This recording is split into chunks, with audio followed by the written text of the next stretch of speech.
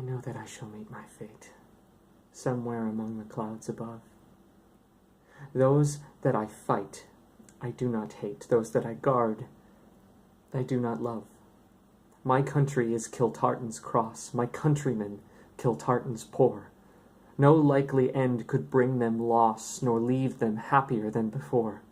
Nor law, nor duty bade me fight, nor public men, nor cheering crowds.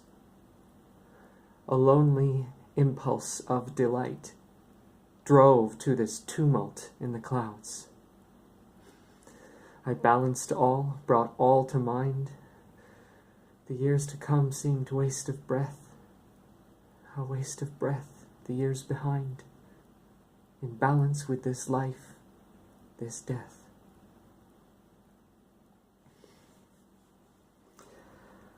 That is An Irish Airman Foresees His Death by W.B. Yeats.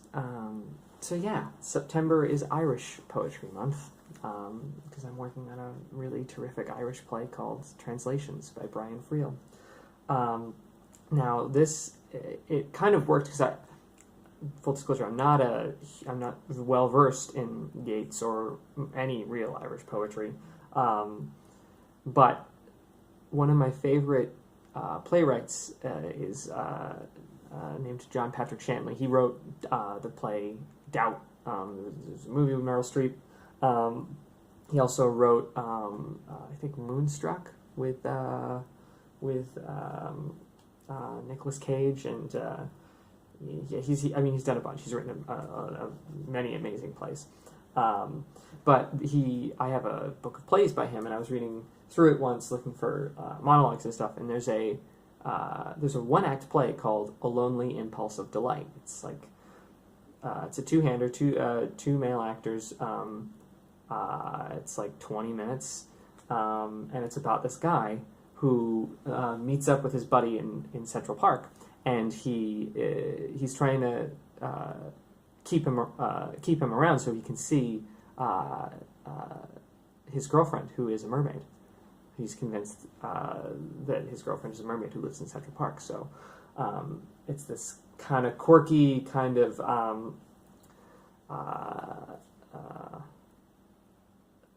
whimsical seems like the wrong word, because it is kind of sad and it's not a happy one act, but it's true. I really like it. But I ended up reading that play in that book of plays because of how fucking cool that name is. Like, that is such a cool name for a play.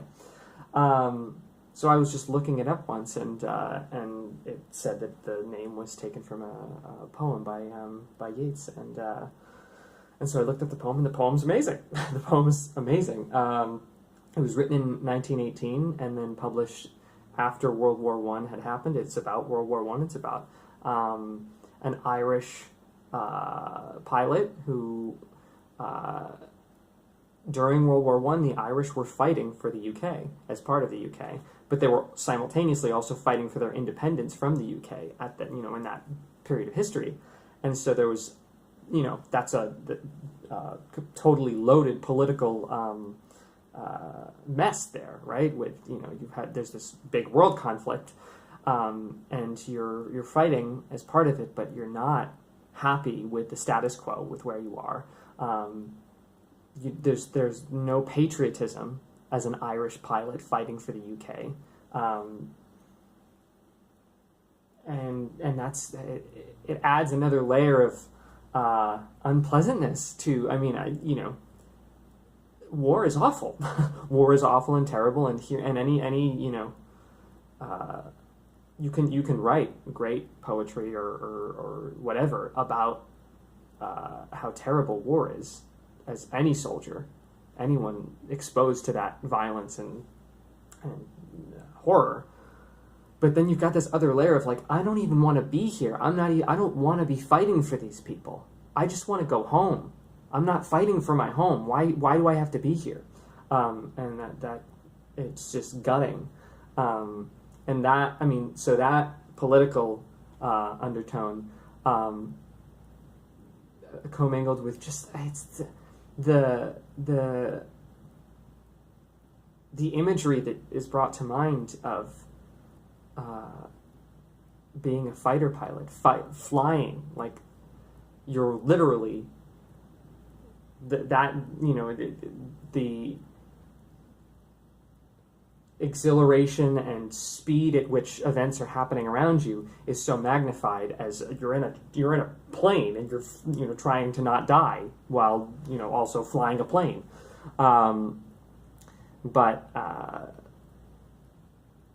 and just perfectly, I think the poetry really just perfectly captures the like moment right before you're about to die when your life flashes. What are you thinking about? And how depressing is it to be thinking, I don't even want to be here. I'm not proud to be fighting here. I'm here against my will. I want my country to be free, but I don't get to fight for that independence right now because we're not a free country. And so all that jammed into this little tiny poem that just flows so beautifully and easily I'm excited to start working on more of Yeats' poetry because I was blown away by how beautiful this poem is. Metrically, it's very similar to Shakespeare. It's not iambic pentameter. There's actually, instead of 10 syllables, 5 two-syllable feet, which is what the Shakespearean sonnets are. Is ba-dum, ba-dum, ba-dum, ba-dum, ba-dum. I think that was right. Yeah. This is iambic tetrameter, I think. 4 two-syllable feet, so ba-dum, ba-dum, ba-dum, ba-dum. Which at first is kind of like, you feel like there should be something else there, but the content of this poem is written so well for that form that it ends up flowing as well as any Shakespearean sonnet.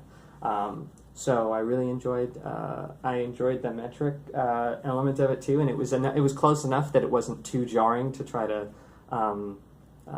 deal with a weird rhyming scheme or a weird syllabic sequencing of the poem. So this is a really great poem to work on.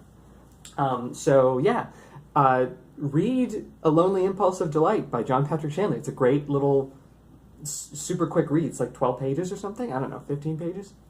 It's really quick. Read anything by John Patrick Shanley. He's amazing. So I'll be back next week with another Yeats poem. Thanks for watching.